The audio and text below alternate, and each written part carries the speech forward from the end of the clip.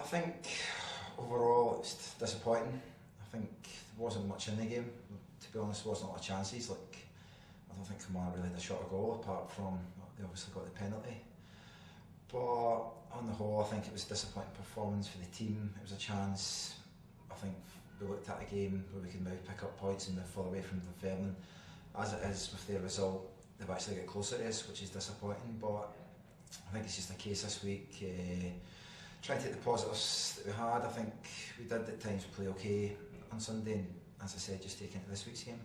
Do you feel, to what extent, is it a different type of frustration? Because earlier on in the season, perhaps when we were losing, especially at home, it was because of an off-key performance.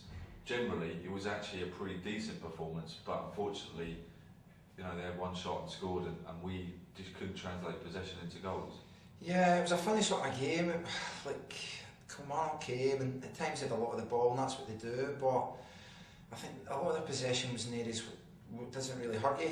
A lot of it was in their own half, and I think we're quite happy to let them have the ball there. Like, I think any time when they started to get towards the halfway line, we actually started pressing them as a team. That's when we took the ball off them and probably created some of our sort of best chances. But as you said, it was just one of those days. Like, obviously, unfortunately, like, we lost, sort of gave away. It was a silly challenge, but Horgan held his hands up and said that lost us a goal. But I think on the whole, like, it was just one of those days. Like, a couple of times the strikers were through, and like, to be fair, I felt the Kilmarnock defended pretty well. They had a couple of great last-ditch tackles, and unfortunately, it was just one of those days. How challenging is it for you though, having spent so long sat on the sidelines watching the games, and suddenly you're sort of thrust back into it like you were at Hampden and now this week? Does it take a wee bit of time just to readjust?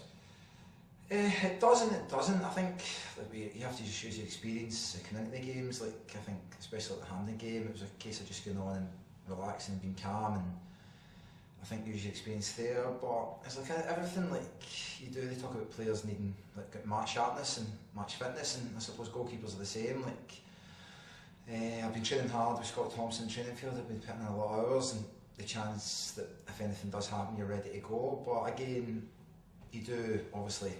I think the form does get better when you get a run of games, and obviously between now and the final, I'm going to try and play as well as I can. You mentioned obviously the amount of work that you put here at the training centre, and the manager singled you out for special praise and said that you are the best trainer here at the club. Just for the benefit of our viewers, what exactly do you do extra? What kind of?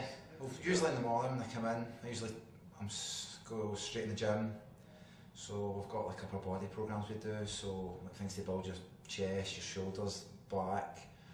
So I'll do that before training. Then I'll probably get maybe about 25 minutes before training. I do fast feet, like agility work on the sort of ladders we've got.